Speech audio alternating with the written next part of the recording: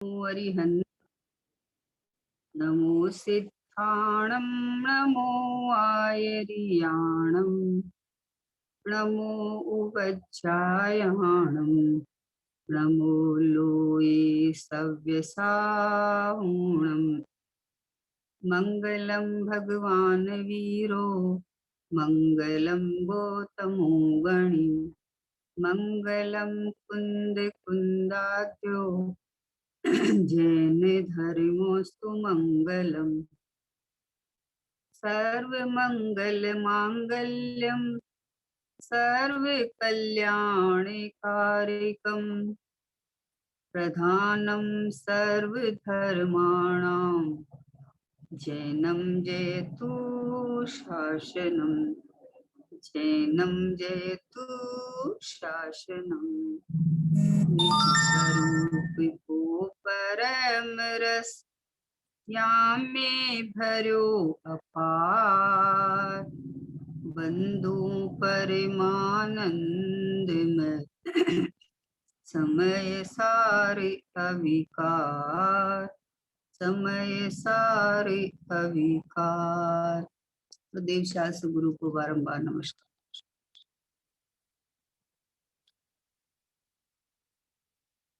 पूज्य गुरुदेव श्री के द्वारा प्रवचनों में से जो अमृत वचन ये कलेक्शन किए हुए हैं, जिसकी गुरुदेव श्री के वचनामृत स्वाध्याय कर रहे हैं अपन,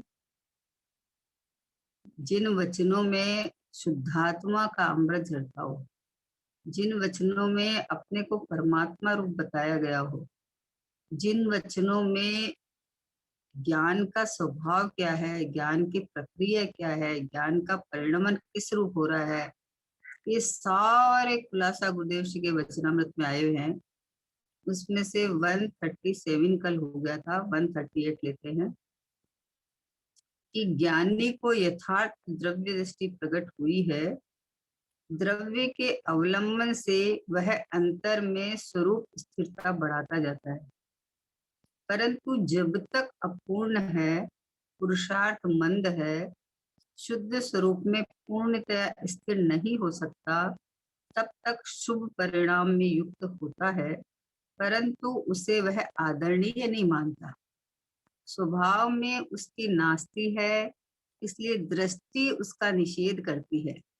ज्ञानी को प्रति क्षण ये भावना होती है कि इसी क्षण पूर्ण वितरागता होना बन सके तो यह शुभ परिणाम भी नहीं चाहिए, किंतु अपूर्णता के कारण वे भाव आए बिना नहीं रहते। तो क्या कहा है कि ज्ञानी को यथार्थ द्रव्य दृष्टि प्रकट हुई है। यथार्थ द्रव्य दृष्टि का क्या मतलब है कि ये ज्ञायक परमात्मा शुद्ध द्रव्य जैसा वस्तु का स्वरूप है, वैसे उसकी दृष्टि प्रकट हुई है, वैसा उनने जाना है, वैसा देखा है, वैसा उसकी दृष्टि में आ गया है, इसलिए द्रव्य दृष्टि कहा है।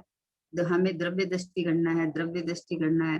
द्रव्य दृष्टि माने सम्यक सम्यक जैसा वस्तु का स्वरूप है, वस्तु शुद्ध एक रूप चिदानंद है, वैसी दृष्टि में आ जाना है कि ये मैं हूँ, अपनापन हो गया, अपनापन हो जाना है कि ये शुद्ध चैतन्य ज्ञानानंद का सागर, ये परमात्मा द्रव्य, ये मैं हूँ, ये मैंपना आ जाना, इसका नाम दृष्टि है। दृष्टि मानी देखना नहीं, श्रद्धा श्रद्धा श्रद्धा में आ जाना, अहमपना आ जाना, प्रतीति में आ जाना। हम बोले ज्ञानी को यथार्थ द्रव्य दृष्टि प्रकट हुई है। आहा, जैसा द्रव्य है वैसी दृष्टि। ओहो, नहीं तो दृष्टि में कुछ और लेता रहता है, द्रव्य की बातें करता रहता है। ऐसा नहीं, मैं द्रव्य हूँ, मैं शुद्ध हूँ, मैं ज्ञायक हूँ, मैं परिपूर्ण हूँ, ऐसा उसकी दृष्टि में अहमपना होके आया है, श्रद्धा में आया है, परिणति इस रूप हो गई है। अब जो ये परिणति इस रूप हो गई है, वो परिणति निरंतर शांति सुख का अनुभव देती है। बोले ज्ञानी को यथार्थ द्रव्य दृष्टि प्रकट हुई है, द्रव्य के अवलंबन से वह अंतर में स्वरूप स्थिरता बढ़ाता जाता है। क्या कहा, अवलंबन आ गया ना। ऐसे ये स्थिरता करने के लिए क्या करता है, हमारा उपयोग स्थिर रहता नहीं है, तो चलो भक्ति भजन करो, चलो पूजा पाठ करो, चलो विधान कर लो। ऐसे तो गृहस्थ का उपयोग स्थिर नहीं रहता है।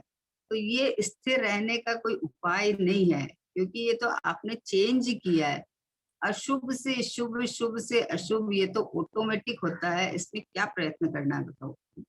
ये तो जीव 1 घंटा बैठा रहता है मंदिर में, तो उसका 1 घंटा तक पूरा शुभ भाव ही चले, ऐसा कोई गारंटी नहीं है? और शुभ भी चले तो उसमें भी परिवर्तन होता रहता है। तो इसलिए बाहर में दृष्टि करके और ये सोचता है कि मैं स्थिरता कर लूं, वो स्थिरता होने वाली नहीं है। इसलिए का द्रव्य के अवलंबन से, देखो कितनी बढ़िया बात है कि द्रव्य के अवलंबन से, यानी द्रव्य तो स्थिर ही है। अब उसका अवलंबन लेना, यानी कि स्थिर वस्तु का अवलंबन लोगे तो आपकी दृष्टि स्थिर होगी। दृष्टांत आता है ना कि अभी ट्रेन में आप बैठे हो और चलते हुए पेड़ पौधे हैं, उनको आप स्थिर रख सकते हो या उस पे गिन सकते हो या दृष्टि रख सकते हो? नहीं रख सकते। घूमती हुई वस्तु पे, चलती हुई वस्तु पे दृष्टि स्थिर कैसे रहेगी? जो वस्तु टिकी हुई है, परिपूर्ण है, एक रूप है, खंड है, शाश्वत है, ये मैं हूँ, ऐसा दृष्टि में लेवे, ऐसा ज्ञान में लेवे, ऐसा अवलंबन लेवे, तो स्थिरता होती है। तब स्थिरता होती है ना? दृष्टि में बस एक ही आया, ज्ञानमयी में आत्मा। अनुभव में बस एक ही आया, ज्ञानमयी में आत्मा।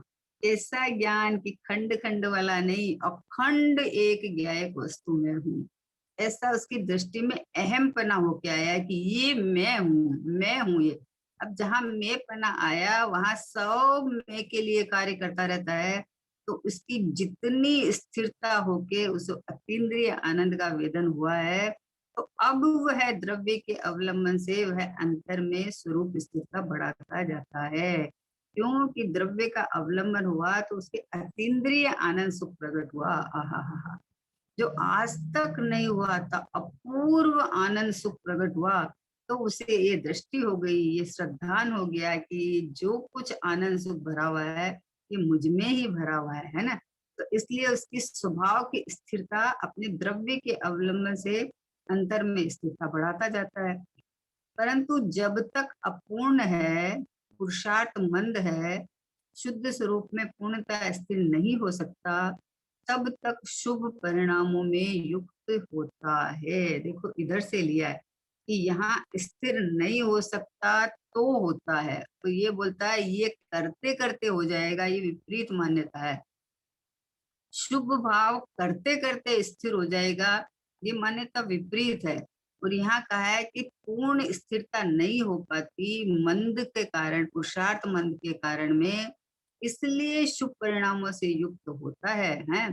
किसी को कोई बीमारी हो गई तो वो बीमारी की दवाई इतनी कड़वी है कि वो उसको लेना नहीं चाहता, लेकिन वो क्यों लेता है? क्योंकि उसको सहन नहीं होता है, जो पीड़ा है वो सहन नहीं हो रही है, इसलिए उसको ये पीड़ा को मिटाने के लिए बीमारी दवाई लेता है, दवाई लेने के लिए दवाई नहीं लेता है। अभी मैं गुरुदेव जी का सुन रही थी, तो गुरुदेव जी बता रहे थे कि किसी को बोले, पहले बोले खुद का बता रहे थे कि पीलिया हो गया था, पीलिया है ना? उस पीलिया को मिटाने के एक कोई लकड़ी थी, उसका वो दवाई उन्होंने बना के दी। तो बोले वो इतनी गंदी बास आती थी, मतलब कुतरे की विष्ठा जैसी उसके अंदर बास आती थी। उस लकड़ी के उसमें। लेकिन वो उसको क्या इंटरेस्ट से लेगा क्या? वो खुशी से लेगा क्या? कि बोले नहीं, ये दवाई की जो रोग की पीड़ा है, वो पीड़ा सहन नहीं हो पाती, तो उसको मिटाने के लिए ये ली गई है ना? दवाई लेने के लिए नहीं ली गई है, उसको कोई रुचि से नहीं लेता, कोई इंटरेस्ट से नहीं लेता। वो पीड़ा जो हो रही है ना, वो पीड़ा सहन नहीं हो रही है, उसको मिटाने के लिए बोले इसको लेना पड़ रहा है उसको। बोले इतनी उसमें गंध आती थी, उस लकड़ी के अंदर में इतनी गंध आती थी। तो मतलब ये जो पीलिया हो गया है, पीलिया इससे मिटेगा, तो इसकी मजबूरी में सहन नहीं कर पाता, अभी इतनी तैयारी नहीं है, तोड़ लेता है। लेकिन उसका लेने में कोई उसको रुचि नहीं है, इंटरेस्ट नहीं है, कोई इंटरेस्ट नहीं है। इंटरेस्ट तो एक बस ये बीमारी मतलब मेरे मेरे अंदर में निराकुलता कैसे हुए, शांति कैसे हुए, आकुलता कैसे मिटे, वो उसका है इधर है। तो वैसे ही ज्ञानी की दृष्टि तो द्रव्य पे आ गई है, द्रव्य दृष्टि तो हो गई है, लेकिन द्रव्य के अवलंबन से अंतर में स्वरूप स्थिरता बढ़ाता भी है। परंतु जब तक अपूर्ण है, जब तक मोक्ष मार्ग चल रहा है, जब तक पुरुषार्थ की मंदता है, स्वरूप शुद्ध स्वरूप में पूर्णता स्थिर नहीं हो सकता, तब तक शुभ परिणामों में युक्त होता है, तब तक देवशास्त्र गुरु का बहुमान आता है, वहां जाता है? भक्ति भी करता है।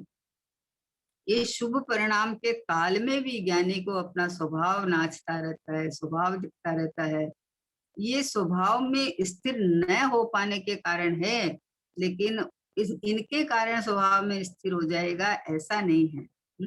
अंदर में जैसे जैसे शुद्धि की वृद्धि, जैसे जैसे स्वरूप स्थिरता बढ़ती जाती है, वैसे वैसे इधर से विरक्त हो जाता है। बोले दवाई लेने के लिए नहीं, दवाई को छोड़ने के लिए दवाई ली जाती है।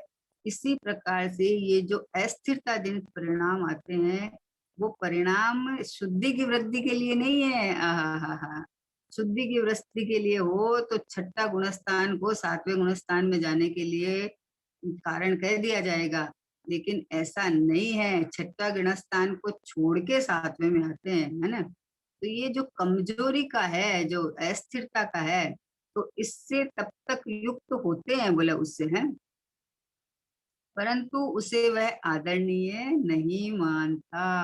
आहा, उन भावों को आदरणीय मन नहीं मानता, उन भावों में सुख बुद्धि नहीं है। अस्थिरता जन्य प्रभु दोष भारी,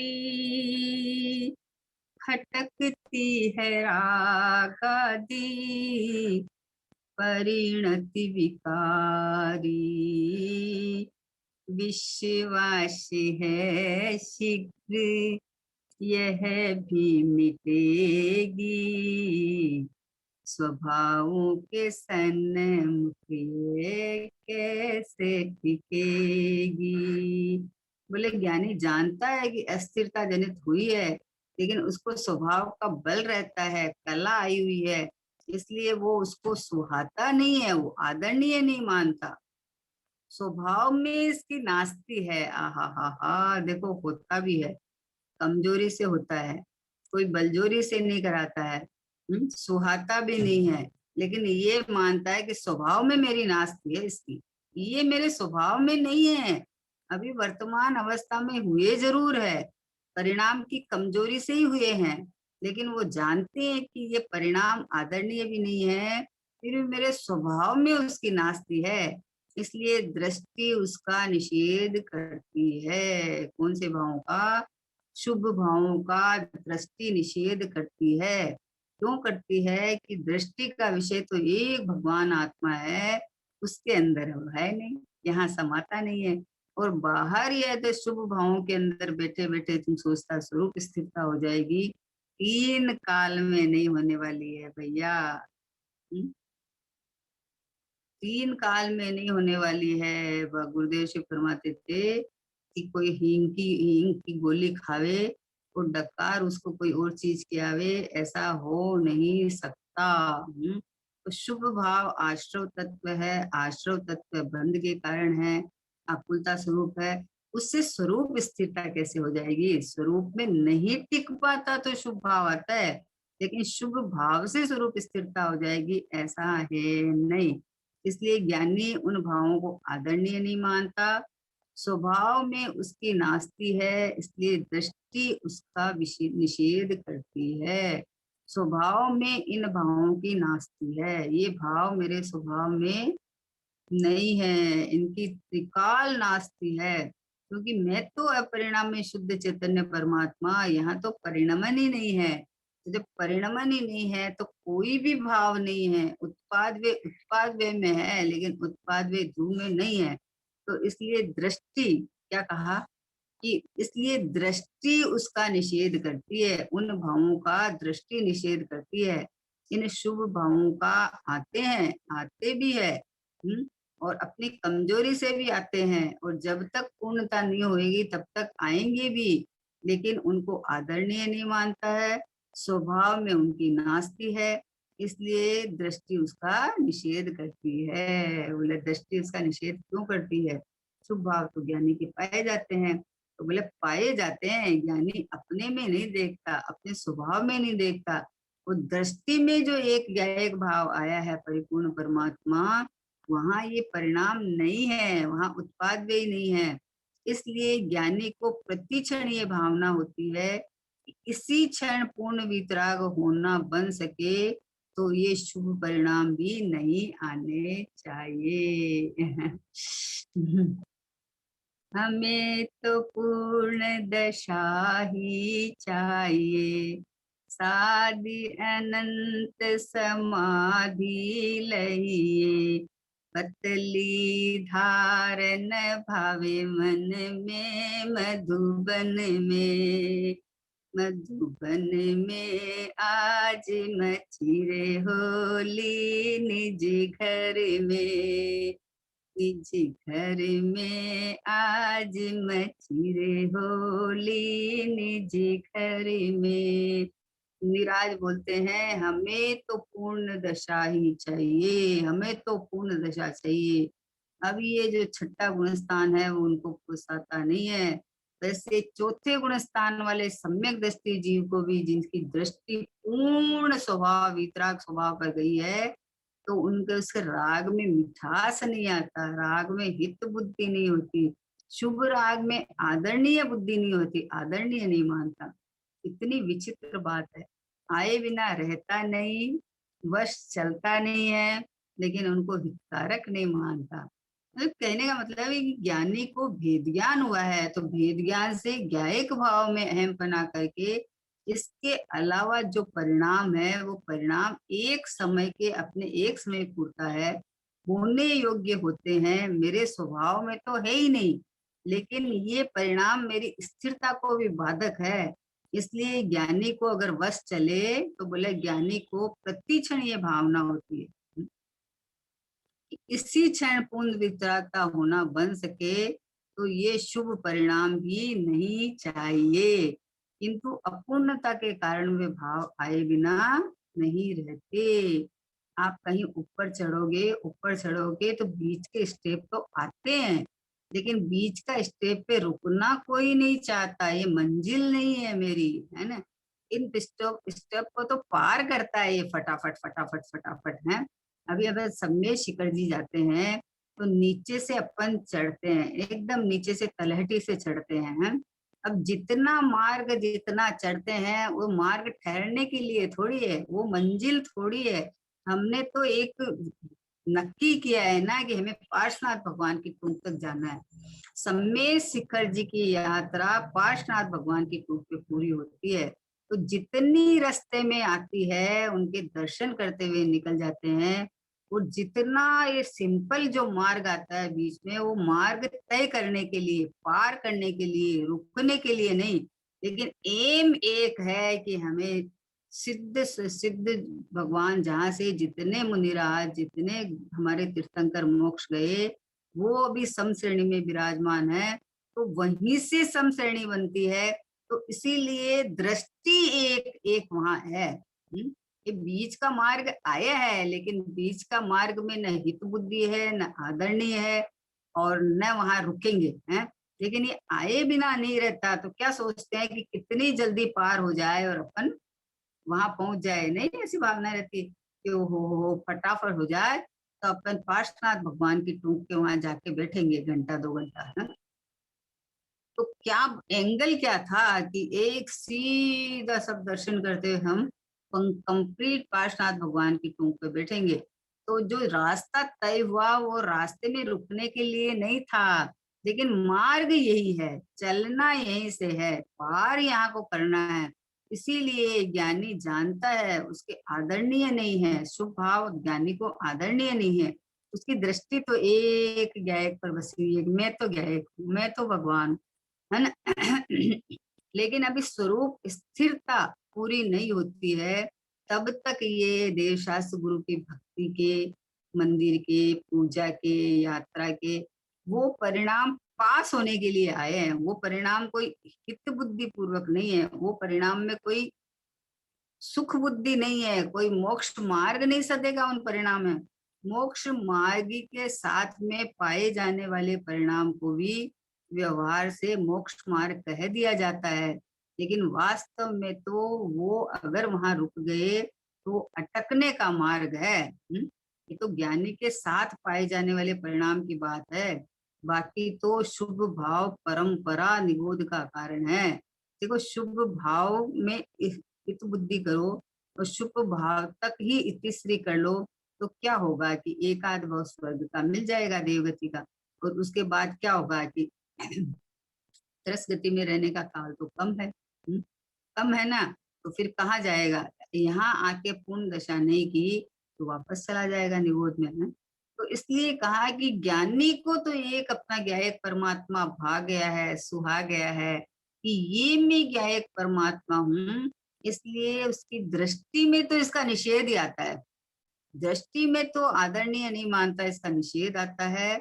किंतु जब तक पूर्ण दशा नहीं हो जाती, पूर्ण वीतरागता न हो जाती, तब तक ये भाव आते हैं। लेकिन उसकी भावना ये रहती है कि ये शुभ भाव अगर मेरा वश चले, अगर परिणाम की स्थिरता होती हो, तो ये शुभ भाव भी नहीं चाहिए, नहीं चाहिए। ज्ञानी को शुभ भाव का कोई लालच नहीं है, कोई राग नहीं है, कोई मोह नहीं है, उसको तो वीतराग स्वभाव भा गया है। एक अपना चैतन्य परमात्मा सुहा गया है कि मैं ये हूँ, बस मैं ये हूँ, ये दृष्टि में आ गया, ये परिणति नाचने लगी। अब जब ये यहाँ से उपयोग में स्थिरता नहीं रह पाती, फिर भी भावना यही बनी रहती है कि निरंतर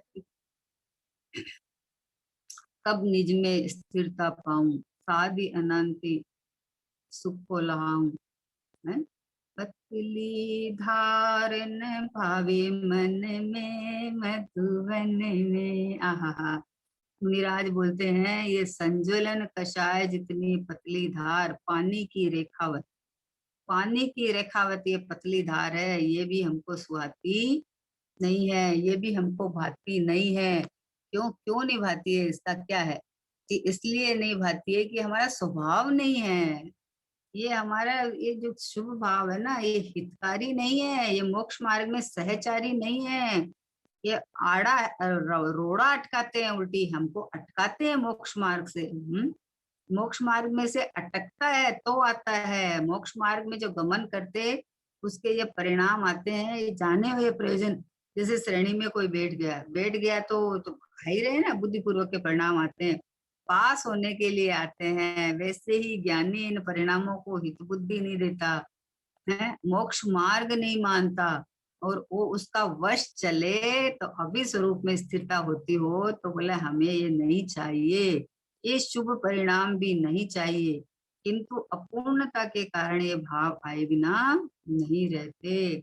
इसलिए अपनापन करने लायक, स्थिरता करने लायक, अहम करने लायक एक ही ज्ञायक परमात्मा में हूँ, तो मैं तो स्थिर हूँ, है ना। स्थिरता करनी है कि स्थिर को मैंपना देके देखना है? स्थिरता करनी नहीं है। स्थिरता तो ऑटोमेटिक अपने स्वभाव की जैसे जैसे जैसे जैसे ऊर्जा बढ़ती जाएगी, जैसे जैसे अंतर्लीनता बढ़ती जाएगी, वैसे वैसे परिणाम में स्थिरता आती जाएगी, है उपयोग स्थिर होता जाएगा। लेकिन मैं तो स्थिर हूँ, मैं आज तक अस्थिर हुआ ही नहीं। ये बल बढ़ता जाता है, परिणाम को यहाँ रस बढ़ता जाता है। और उपयोग को यहाँ बस विश्राम स्थल मिल गया है। तो अगर ऐसा हो सके, अगर हो सके तो अपूर्णता के कारण ये भाव आते हैं, लेकिन ज्ञानी को ऐसी भावना चलती है कि मैं तो ये हूँ। इसलिए परिणाम को ऐसी खटक लगी रहती है कि ओहो, ज्ञानी परिणाम की ओर नहीं झांकता, ज्ञानी परिणाम को लेकर अपने को आधा अधूरा नहीं मानता। दृष्टि तो उसकी एक या एक पर जम गई है, रम गई है। स्वीकार ही नहीं करती है उन परिणामों को अपने में। लेकिन अस्तित्व जन्य जो परिणाम है, वो परिणाम ही खटकते हैं परिणाम को। और उपयोगात्मक जब तक पूर्ण स्थिरता नहीं हो जाए, ऐसी तो बीच में भाव आते हैं, लेकिन ज्ञानी को ये भाव आदरणीय नहीं है। उसके बाद कहा है कि शुभ परिणाम भी धर्मी को आपत्ति रूप तथा भार लोग रूप लगते हैं। क्या कहा? शुभ परिणाम भी, देखो अशुभ, इसका मतलब अशुभ तो है ही, अशुभ की तो बात ही नहीं करनी यहाँ है। शुभ परिणाम भी धर्मी को आपत्ति रूप तथा भार रूप लगते हैं। उनसे भी वह छूटना ही चाहता है, परंतु वे आए बिना नहीं रहते। वे भाव आते हैं, तथापि स्वरूप में स्थिरता करने का ही उद्यमी रहता है। कभी कभी बुद्धि पूर्वक के सर्व विकल्प छूट जाते हैं और स्वरूप में सहज स्थिर हो जाता है। उस काल सिद्ध भगवान जैसा अंशतः अनुभव करता है, परंतु वहां सदा स्थिर नहीं रह सकता, इसलिए शुभ परिणाम में युक्त होता है। एक बहुत मार्मिक बात है कि ज्ञानी स्वरूप स्थिरता कैसे बढ़ाता है। ये एक अपने सोचने वाला एक बात है कि हम ये सोचते हैं कि परिणाम को स्वभाव की तरफ टिके रखे, झुके रखे यहाँ, तो ये चेष्टा करता है। ज्ञानी ये चेष्टा नहीं करता। ज्ञानी क्या चेष्टा करता है कि वो स्वरूप को स्थिर देता है। स्थिर स्वरूप में, स्थिर स्वभाव में जो अंदर में शुद्धता है, जो ज्ञान के अंदर स्वपर प्रकाशकपना, एक तो त्रिकाल का त्रिकाल ये स्वच्छता स्वपर प्रकाशकपना ज्ञान में पड़ा है, और एक परिणमन रूप ज्ञान के अंदर है, समझे ना। तो जो अंदर शुद्ध ज्ञेयक तत्व भगवान आत्मा है, वो यूं का यूं ये परमात्मा स्वरूप मैं हूँ, ऐसा ज्ञानी ने जान लिया है ना। अब उसके ज्ञान की एक समय की पर्याय में जो स्वपर प्रकाशक बना है, उसके अंदर जब ज्ञानी अपने स्वभाव के साथ बैठता है, तो स्वरूप स्थिरता तो पूरी रहती नहीं। तो उसके अंदर में जो भी ज्ञान के अंदर अनेक विकल्प उठ के, चारित्र गुण के पर्याय में विकल्प उठते रहते हैं ना, उठ के या बाहर के संयोगों में जो भी ज्ञान के अंदर प्रतिभाषित होता है, उसको ज्ञानी ज्ञान रूप जान के स्थिरता करता है। समझना बहुत मार्मिक बात है कि ज्ञानी परिणाम को स्थिर नहीं करना चाहता है। वो जानता है, वो तो जान गया है कि परिणाम तो योग्यता अनुसार होते हैं। परिणाम को मैं स्थिर नहीं कर सकता, परिणाम क्रमबद्ध है, परिणाम तो अपने जिस समय जो स्वरूप परिणमन होंगे वही होंगे। लेकिन स्थिर कैसे करता है कि विचलित लोग कैसे हो जाते हैं कि 1 घंटा के अंदर हमारा 1 मिनट भी उपयोग नहीं टिकता है, हमको विकल्प, अनेक विकल्प आते रहते हैं। तो वो कैसे चंचल होकर कैसे दुखी हो जाता है। और ज्ञानी देखो कैसे स्थिर होता है कि ज्ञानी जब अपने साथ बैठता है, तो अभी चारित्र गुण की पर्याय में तो स्थिरता नहीं है ना। तो वो स्थिरता तो अभी नहीं है, लेकिन वो स्थिरता कैसे बढ़ाता है कि वो जब अपने ज्ञेयक स्वभाव के अंदर में वो अपने इन रागादिक भावों को देखता ही नहीं है, क्योंकि मैं तो टंकोत्कीर्ण ज्ञेयक भाव हूँ, इसमें तो किसी का प्रवेश नहीं है। अब जो उसके ज्ञान की विशेष पर्याय के अंदर जो विकल्प आते हैं या जो संयोग है, वो जहां प्रतिभाषित होते हैं, वहां उसको ज्ञान रूप देख के स्थिरता बढ़ाता है। वो इसको ज्ञानमय देख के अपने को कि ये मैं ही हूँ, मैं ही जानने में आ रहा हूँ, तो विकल्पों की तरफ नहीं झुकाव करके, ज्ञेयों की तरफ नहीं देख के, संयोग की तरफ नहीं देख के, उसकी दृष्टि जैसे ज्ञेयक पे है, वैसे उसकी परिणति, उसका उपयोग यहाँ टिकने लगता है। जब खबर पड़ गई कि ज्ञान में जो कुछ जानने में आता है वो ज्ञानमय परिणमन है, उसमें ज्ञेय है ही नहीं, उसमें विकल्प है ही नहीं, उसमें दुख है ही नहीं, यहाँ तो मात्र जानना जानना जानना जानना जानना चल रहा है। तो ज्ञानी तो इस रूप स्वरूप स्थिरता बढ़ाता है ना। स्वरूप स्थिरता कैसे बढ़ाता है कि विकल्प के काल में अपने को ज्ञान रूप देखता है कि ये जो मुझे मेरे यहाँ सत्ता में जानने में आ रहे हैं, ये मेरा ज्ञान की कल्लोले हैं, ज्ञान का परिणमन है, ज्ञान का ये उछाला है। तो वो अपने को ज्ञान स्वभाव देख के स्वरूप में स्थिर हो जाता है कि ये पूरा का पूरा मैं ही हूँ। ये जो मुझे जहां जो जानने में आता है वो मेरा ज्ञानमय परिणमन है। तो उसको विकल्प का नाम नहीं देके, ज्ञेय नहीं देके, जब ज्ञान स्वरूप देखता है तो ज्ञान में ज्ञान निरंतर जानने में आता है, और ये ज्ञान है सो तो मैं ही हूँ, ऐसा उसको अनुभव आता रहता है, और वो अपनी स्थिरता बढ़ाता रहता है ना। और अज्ञानी क्या क्या करता है कि जो विकल्प आता है तो विकल्प को रोकना चाहता है, स्वरूप स्थिरता बढ़ाने में वो विकल्प के साथ छेड़खानी करना चाहता है कि आए क्यों, ये नहीं आने चाहिए, मैं इनसे हटूंगा। अरे मेरे में आए कहाँ है जो हटूंगा या हटाऊंगा? मैं एक ज्ञायक भाव हूँ, मैं एक अखंड सदा शुद्ध एक ज्ञायक भाव हूँ। जब ऐसा जब पता चल गया तो इस टंकोत्कीर्ण ज्ञायक भाव में तो इनका प्रवेश है ही नहीं। वो तो यहाँ तो परिणमन ही नहीं है ना।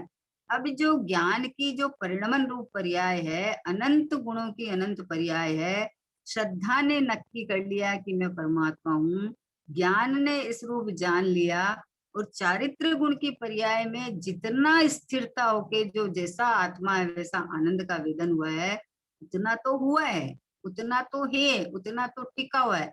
लेकिन आगे जो अस्थिरता जनित राग आता है, उसको स्थिरता, उपयोग को स्थिरता कैसे बढ़ाता है ज्ञानी, ये जानने जैसी बात है। कि ज्ञानी विकल्प तोड़ के स्थिरता नहीं बढ़ाना चाहता है, वो अपने ज्ञान भाव में विकल्प को देखता नहीं है। वो जहां प्रतिभाषित होते हैं वहां ये ज्ञान की कल्लोले हैं, ये ज्ञान में परिणमन है। और ज्ञान अखंड रहता है, ज्ञान कभी खंड खंड नहीं होता।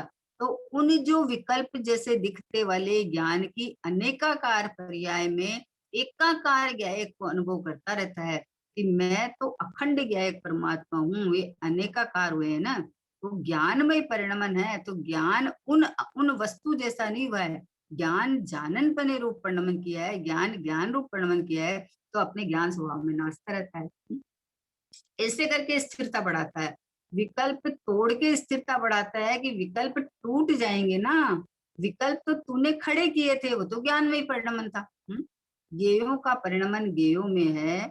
मेरे ज्ञान की स्वच्छता में जो चलता है वो तो मेरे ज्ञान की प्रॉपर्टी है, मेरे ज्ञान की स्वच्छता है। तो ज्ञानी उसको ज्ञान देख के अपना स्वभाव में घुस जाता है कि ये पूरा का पूरा मैं ही हूँ। और अज्ञानी उनको विकल्प मान के हटा के और निर्विकल्प होना चाहता है।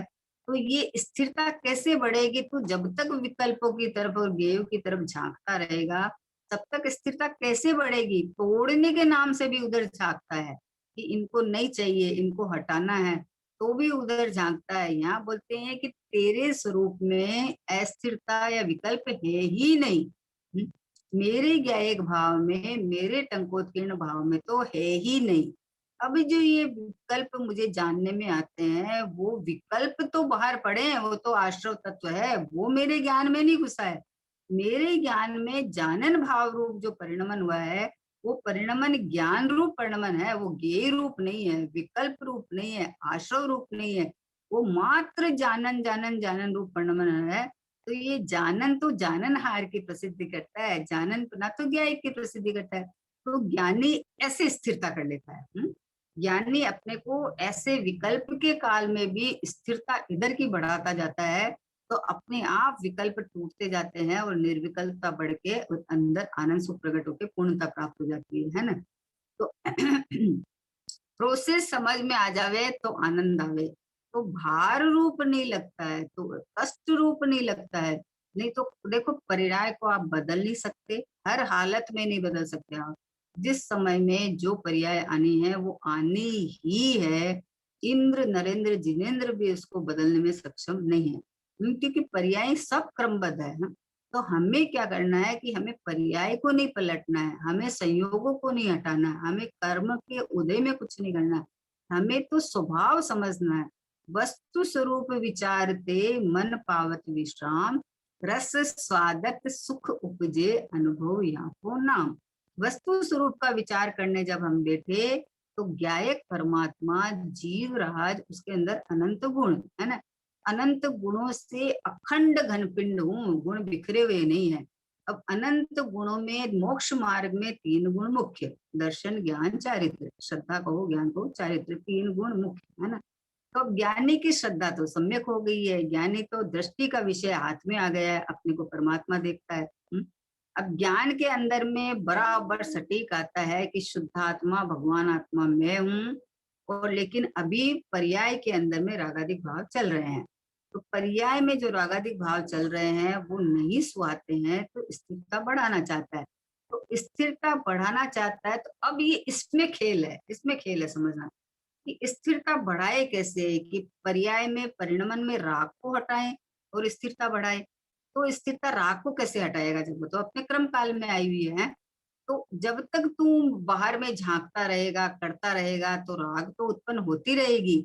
अभी प्रोसेस ये है कि मुझे मेरे ज्ञान में जो जानने में आ रहा है, जो राग जैसा विकल्प हुआ वो यहाँ जब झलका है, तो जहां जिस सत्ता में जानने में आ रहा है वो तो ज्ञान है, वो तो मैं हूँ, वो तो मेरी स्वच्छता का कमाल है, वो तो प्रकाशत्व धर्म है ना, गुण है, शक्ति है, ये इसका कमाल है। उसमें विकल्प का, ज्ञेय का या संयोग का कोई लेना देना नहीं है। तो ज्ञानी ये स्वरूप समझ के स्थिरता बढ़ाता है। विकल्प को विकल्प की झांक के नहीं, और उसको ज्ञानमय परिणमन देख के, ज्ञान की सत्ता में देख के, और ये ज्ञानमय परमात्मा मैं हूँ ऐसा देख के वो आनंद मनाता है।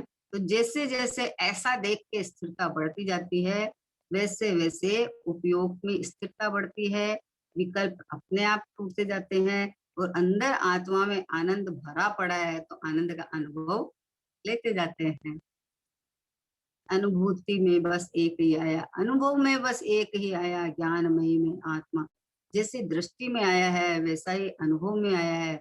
और ये परिणाम की मतलब अस्थिरता हट के स्थिरता इसी बल से बढ़ती जाती है। आहा, ये एक बार प्रोसेस समझ में आ गया तो दृष्टि में तो है ही नहीं राग, दृष्टि में तो भगवान बस गया है। ज्ञान दोनों को जानता है।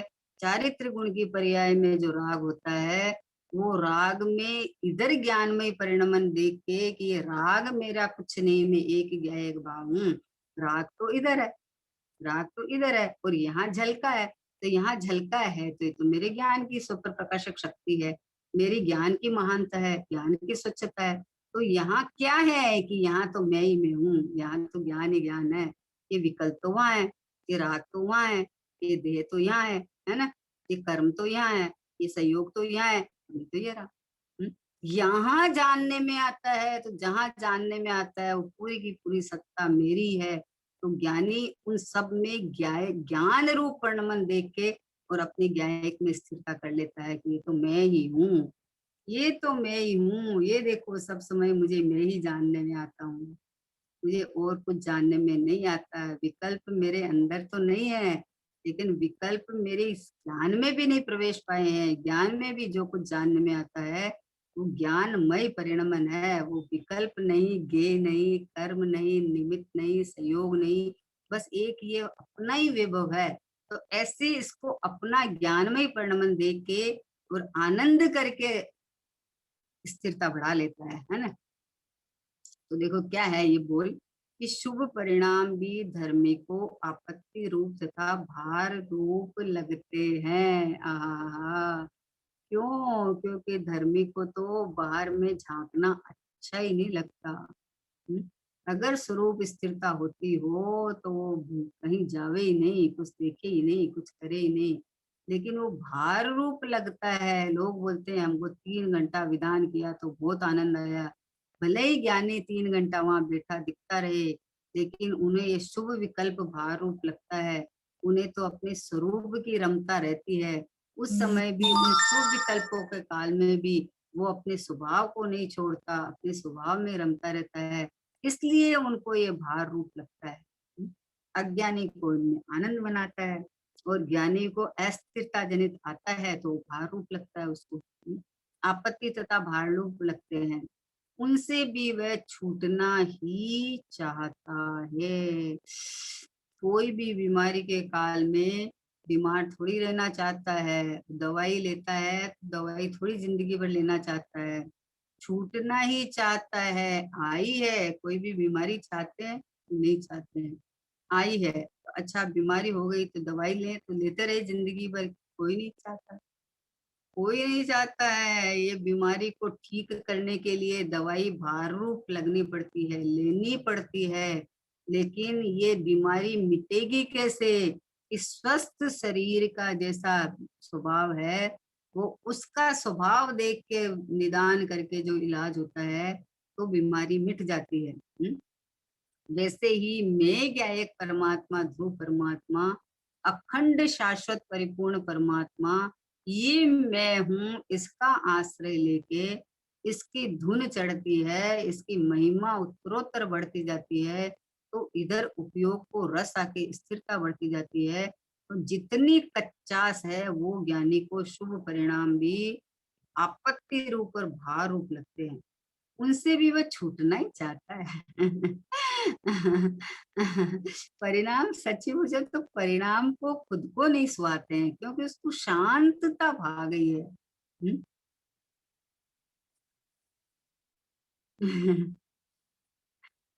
वीतरागी देव तुम्हारे, जैसा जग में देव कहाँ। मार्ग बताया है जो मुझको, कह न सके कोई और यहाँ। वीतरागी देव तुम्हारे, जैसा जग में देव कहाँ। है सब द्रव्य स्वतंत्र जगत में, कोई न किसी का काम करे। अपने अपने स्वचतुष्टय में, सभी द्रव्य विश्राम करे। अपनी अपनी अपनी अपनी सहज गुफा में, रहते पर से मौन यहाँ। वीतरागी देव तुम्हारे, जैसा जग में देव कहाँ। देखो अब देखो, भाव शुभाशुभ का भी करता, बनता जो दीवाना है। भाव शुभाशुभ का भी करता, बनता जो दीवाना है। गायक भाव शुभाशुभ से भी भिन्न उसने जाना है। अपने से अनजान तुझे भगवान बताते देव यहाँ। वीतरागी देव तुम्हारे, जैसा जग में देव कहाँ। देखो, शुभ परिणाम धर्मी को आपत्तिजनक लगते हैं ना। पुण्य पाप भी प्रयासित है, उसमें धर्म नहीं होता। ज्ञान भाव में निज परिणति से, बंधन कर्म नहीं होता। निज आश्रय से, निज आश्रय से ही मुक्ति है, कहते श्री जिन देव यहाँ। वीतरागी देव तुम्हारे, जैसा जग में देव कहाँ। मार्ग बताया है जो मुझको, कह न सके कोई और यहाँ। वीतरागी देव तुम्हारे। देखो, वीतराग के दरबार में गया और वहां से ये परिणाम लेके आया कि हे प्रभु, आपके जैसा देव कहाँ है, जिन्होंने हमें सच्चा मार्ग दिखाया है, जिन्होंने हमें मोक्ष मार्ग दिखाया है, जिन्होंने अपने स्वाश्रित कैसे हुए वो दिखाया है। तो हे प्रभु, आपके जैसा महान कौन है जगत में, है ना। अब ये जो आगे उनको महान जान के जो शुभ परिणाम होते हैं पूजा पाठ भक्ति के, वो परिणाम जब आते हैं तो ज्ञानी को आपत्तिजनक लगते हैं। ज्ञानी को वो परिणाम में सुख बुद्धि नहीं होती। देव देव के पास गया तो उनका अहोभाव आया कि आपके जैसा जगत में कोई देव नहीं है जिन्होंने मोक्ष मार्ग मुक्ति मार्ग दिखाया है। तो ये मुक्ति मार्ग दिखाया है ऐसा लेके ये अपने स्वभाव सन्मुख होता है। अब ये स्वभाव सन्मुखता में नहीं टिक पाता तो उनकी भक्ति का जो परिणाम आते हैं वो शुभ परिणाम भी धर्मी को आपत्ति रूप तथा भार रूप लगते हैं। उनसे भी वे छूटना ही चाहते हैं। अगर उसी समय स्थिरता होती हो तो वो इन परिणामों में नहीं टिकता, नहीं रुकता है ना। उनसे भी ये छूटना ही चाहता है परंतु ये आए बिना नहीं रहते। सोगानी जी बाबूजी को पूछा गया कि आप सब समय शुद्धोपयोग में थोड़ी रहते हैं, तो दोपहर के समय जो भक्ति का प्रोग्राम चलता है वहां आप जाते क्यों नहीं हो हैं? सब समय तो शुद्धोपयोग टिक नहीं सकता। तो उन्होंने कहा इतना बढ़िया जवाब था कि उसका अभ्यास तो हो सकता है ना। उसका अभ्यास तो इधर बैठ के होएगा ना, उधर देख के थोड़ी अभ्यास होएगा। वस्तु यहाँ है, आप उधर देखोगे तो यहाँ की वस्तु थोड़ी दिखेगी। तो कितना बढ़िया उनका उत्तर था कि हाँ भैया हमें पता है अभी जो जो स्थिति चल रही है परिणामों की या जो भी चल रही है उसका सबका पता है, लेकिन बोले उसका अभ्यास तो हो सकता है ना। तो बोला शुभ परिणाम भी धर्मी को आपत्ति रूप तथा भार रूप लगते हैं। उनसे भी वह छूटना ही चाहता है परंतु वो आए बिना नहीं रहते, आ जाते हैं बीच में। वे भाव आते हैं तथापि वह स्वरूप में स्थिरता करने का ही उद्यमी रहता है। उसका वश चले तो वो बाहर निकले ही नहीं। और ये नहीं वश चलता है या परिणाम पे वश नहीं चलता है ना, परिणाम तो अपना अपनी योग्यता अनुसार होते हैं ना। तो धर्मी का वश तो अपने स्वभाव के ऊपर बैठा बैठा आनंद करता रहता है। ये शुभ परिणाम आते हैं वो शुभ परिणाम में रस नहीं लेता है, उनमें हित बुद्धि नहीं लेते हैं। इसलिए वो तो वो भाव आते हैं तथापि वह स्वरूप में स्थिरता करने का ही उद्यमी रहता है। कभी कभी बुद्धि पूर्वक के सर्व विकल्प टूट जाते हैं। क्या कहा? शांति से बैठा है, शुभ भाव आ भी रहे हैं तो वो उसमें उसमें कोई अटकने जैसा नहीं है, स्वरूप में स्थिरता का ही उद्यम करता रहता है। ऐसा उद्यम होते होते बीच में कभी कभी बुद्धि पर्व के सर्व विकल्प छूट जाते हैं और स्वरूप में सहज स्थिर हो जाता है। क्यों? देखो कितनी बढ़िया बात है ये कि ये जो अंदर बैठा हुआ हूँ मैं और जो ये शुभ भाव परिणाम आए हैं वो शुभ भाव परिणाम उसको भार रूप लगते हैं तो उसका बार बार में अंदर में उपयोग अंदर ही काम करता रहता है। तो जैसे जैसे स्वरूप में स्थिरता का प्रयास चलता रहता है तो सहज में कोई समय ऐसा आता है कि बुद्धि पूर्वक के सर्व विकल्प टूट जाते हैं और स्वरूप में सहज स्थिर हो जाता है। उस काल सिद्ध भगवान जैसा अंशतः अनुभव करता है। जो निर्विकल्पता हुई, स्वरूप की स्थिरता हुई, जो बुद्धि पूर्वक के विकल्प टूट गए, सहज स्वभाव है उस सहज स्वभाव का अनुभव हुआ।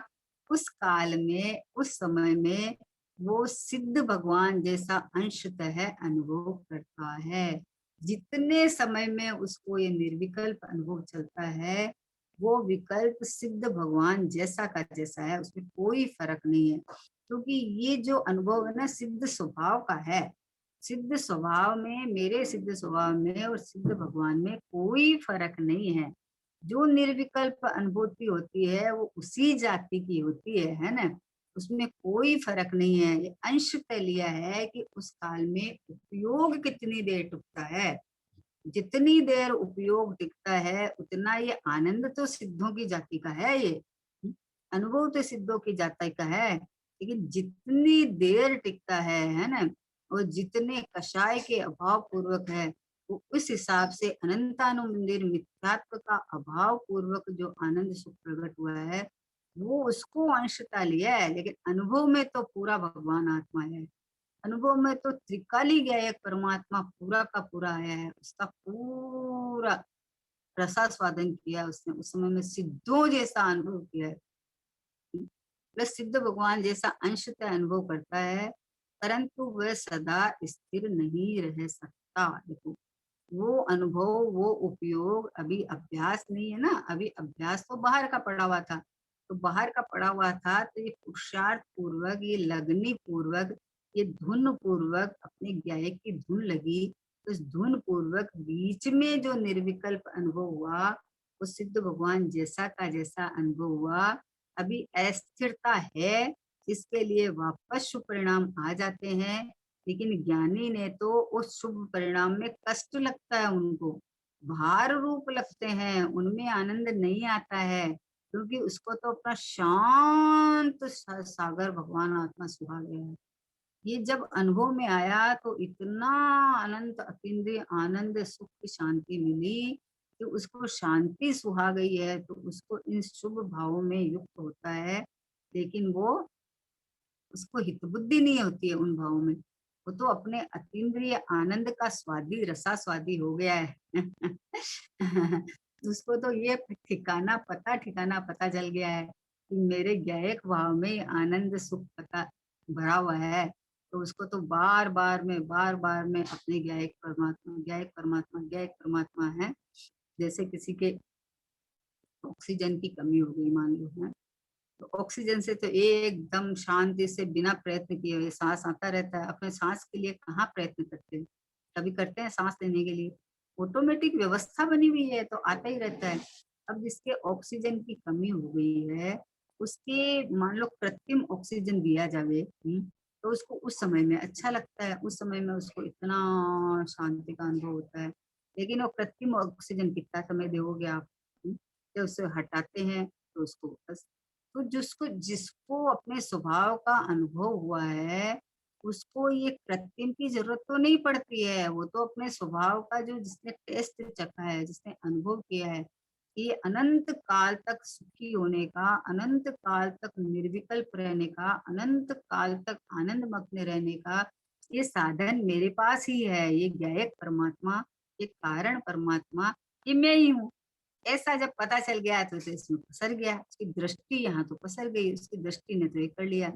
अब इसको ये जो गायक भाव भा गया है, ये स्वभाव मेरा शांत स्वभाव सुहा गया है, तो यहाँ अभी अस्थिरता के कारण टिक नहीं पाते, है ना?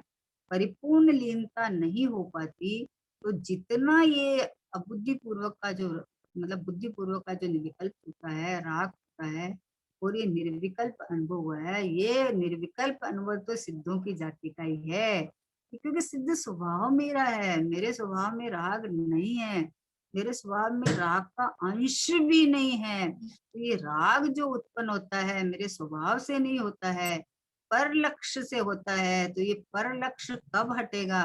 कि जब स्वभाव की उत्तरोत्तर महिमा और अंतर्मुखता जैसे जैसे बढ़ती जाएगी, वैसे वैसे इधर वृद्धि होता जाता है, उधर से छूटता जाता है। तो बोले सहज है, स्वरूप में सहज स्थिर हो जाता है, उस काल में सिद्ध भगवान जैसा अंशतः अनुभव करता है। सर्व गुणांश संकित होता है ना, कि अनुभव के काल में सर्व गुणांश संकित, जितना कषाय का अभाव हुआ और जितना जितना मतलब पर्याय में जितनी ताकत है, स्वभाव तो पूरा का पूरा ही है, और मैं स्वभाव हूँ, मैं तो परिपूर्ण ही हूँ, मेरे में कोई कमी नहीं आई। पर्याय में अपूर्णता पूर्णता होएगी, लेकिन मेरे में कोई कमी नहीं आई। इसका बल उसके बढ़ता जाता है, इसमें स्थिरता बढ़ती जाती है, इसमें परिपूर्णता का स्वाद, परिपूर्णता का रस, परिपूर्णता में जो अहमपना आया है, वो स्थिरता बढ़ती जाती है। तो बोला जिस समय में निर्विकल्पता होती है, उस काल सिद्ध भगवान जैसा अंशतः अनुभव करता है, परंतु वह सदा स्थिर नहीं रह सकता, इसलिए शुभ परिणाम में युक्त होता है। कितने लॉजिक दिए हैं, कितने लॉजिक दिए हैं कि शुभ परिणाम में धर्मी को आपत्ति रूप और भार रूप रखता है। क्यों लगता है? अब इसका कारण दिखाया है, क्योंकि उसको जब स्वरूप स्थिरता हुई तो उसको सिद्ध भगवान जैसा का जैसा अतीन्द्रिय आनंद सुख प्रकट हुआ। जैसा परमात्मा, जैसे केवली भगवान केवल ज्ञान से जानते हैं आनंद है, वैसे ज्ञानी धर्मात्मा शुद्ध ज्ञान से, लेकिन जैसा आत्मा को जानते हैं, आत्मा शुद्ध है, आत्मा परिपूर्ण है, आत्मा अखंड ज्ञानानंद स्वभावी है, तो दृष्टि में जब आत्मा मैं हूं ऐसा आ गया, तो जैसे सिद्ध भगवान अपना आत्मा का अनुभव करते हैं, जैसे केवली भगवान आत्मा का अनुभव करते हैं, जैसे महामुनिराज आत्मा का अनुभव करते हैं, वैसा ज्ञानी सम्यक दृष्टि भी ऐसा आत्मा का अनुभव करता है। बोले मैं तो ये हूँ। उनके स्वरूप स्थिरता बढ़ती गई है, तो उनके परिणामों में भी इतनी शुद्धि बरतती है। लेकिन ज्ञानी के जितनी शुद्धि हुई उतना तो आनंद प्रकट हुआ है, वो तो चलता ही है, चलता ही है। लेकिन उसकी दृष्टि, उसका लक्ष्य, उसका अहमपना ज्ञान के ऊपर रहता है। इसलिए वो उस काल में सिद्ध भगवान जैसा अंश का अनुभव करते हैं, क्योंकि वो जो सिद्ध स्वभाव है उसका अनुभव करते हैं। कहने का क्या मतलब है कि सिद्ध स्वभाव का अनुभव करते हैं, ये कोई सिद्ध पर्याय का अनुभव नहीं करते। अनुभव पर्याय में, आनंद पर्याय में, सब पर्याय में होते हैं, लेकिन सिद्ध स्वभाव का आनंद लूटते हैं कि मैं परिपूर्ण ही हूँ, मैं सिद्ध ही हूँ, मैं तो आनंद का रस कंद हूँ, मुझे चाहिए ही नहीं कुछ भी, मेरे में शुद्ध अशुद्ध पर्याय है ही नहीं। ऐसा शुद्ध स्वभाव का अवलंबन हुआ है। तो इस शुद्ध स्वभाव के अवलंबन मतलब आश्रय, यहाँ पे ही अहमपना टिकता टिकता टिकता टिकता एक समय ये आता है कि परिपूर्ण उपयोग स्थिर हो जाता है। और जैसा सिद्ध भगवान अभी अतीन्द्रिय आनंद ले रहे हैं, जैसा आनंद वो परिपूर्ण प्रकट हो जाता है। जैसा सिद्ध स्वभाव परिपूर्ण आनंद सुख से भरा हुआ है, ऐसा सिद्ध स्वभाव का श्रद्धान होने के बाद में अस्थिरता हटती जाती है और स्थिरता बढ़ती जाती है। जैसे जैसे स्थिरता बढ़ती जाती है, वैसे वैसे उपयोग में लीनता और आनंद की, सुख की पर्याय में वृद्धि, और ऐसे वृद्धि करते करते पर्याय में पूर्णता, स्वभाव से परिपूर्ण, दृष्टि में पहले दृष्टि में आया, अब उपयोग में स्थिरता बढ़ती गई। वो जैसे जैसे उपयोग में परिपूर्ण लीनता होती जाती है, वैसे वैसे पूरा सिद्ध स्वरूपी भगवान आत्मा पहले दृष्टि में ज्ञान में आया था, अब पूरा का पूरा चारित्र रूप प्रकट होके पर्याय में भी स्थिरता आ जाती है। पर्याय में भी एकाग्रता, जैसा द्रव्य वैसा परिणाम, निरंतर अनंत काल तक द्रव्य जैसा है वैसा परिणमन अभेद होके भेद भाषित नहीं होता है, क्योंकि जैसा द्रव्य वैसा परिणमन है। पर्याय की जो व्यवस्था है वो तो चालू रहती है, पर्याय का क्षणिक स्वभाव है, पर्याय का उत्पाद वे स्वभाव है, वो तो चालू है। लेकिन जैसा द्रव्य वैसी पर्याय एक रूप होके अभेद रूप होके परिणमन करती है, तो भेद भाषित नहीं होता है। और ऐसा आनंद आनंद आनंद सुख से ओत प्रोत हो जाता है, उसमें कोई द्रव्य गुण पर्याय का विकल्प नहीं है, कोई गुण भेद नहीं है, कोई पर्याय भेद नहीं है। एकमात्र शुद्धात्मा का अनुभव, अपना अपनापन होके जो दृष्टि हुई थी उसी में लीनता होके मात्र अनुभूति, मात्र जैन धर्म बोलते हैं ना कि अनुभव ऑटोमेटिक चलता रहता है, क्योंकि उपयोग पूर्ण स्थिर हो जाता है। तो ऑटोमेटिक एक जैसा स्वभाव वैसा भाव, जैसा स्वभाव वैसा भाव, अनंत काल तक जैसा स्वभाव वैसा परिणाम चलता रहेगा, चलता रहेगा, चलता रहेगा। इसलिए कहा कि अस्थिर स्थिर नहीं रह सकता, इसलिए शुभ परिणाम से युक्त होता है। लेकिन शुभ परिणाम में अहम बुद्धि, हित बुद्धि नहीं होने के कारण स्वभाव में आनंद की घूंट जब पी और अथा अथा जब सुख आनंद भरा हुआ है, तो जैसे जैसे स्थिरता बढ़ती जाती है, वैसे वैसे पर्याय में अतीन्द्रिय आनंद का बौछार आती है, दौर बढ़ता जाता है। और स्वभाव में परिपूर्ण लीनता होने से जैसा आनंद सुख सिद्ध भगवान भोग रहे हैं, वैसा का वह संपूर्ण सुख आनंद प्रकट होके अनंत काल तक सिद्धालय में सारी अनंत काल तक निवास करे, इसी पवित्र भावना के साथ। निज निधि निज में बताई, यह अनंत उपकार है, किसके लिए जिन वाणी माँ को वंदना शत बार है। वंदे नाशक्ति वारी। नौगान।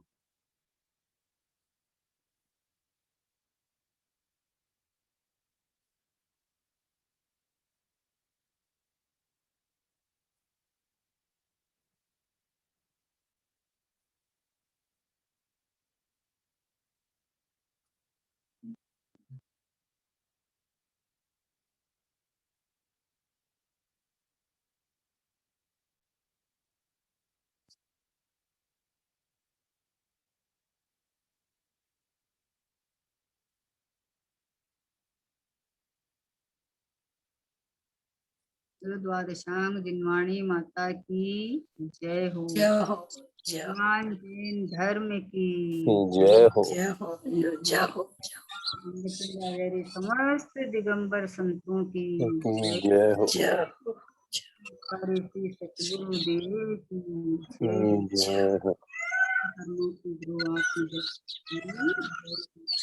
जय हो।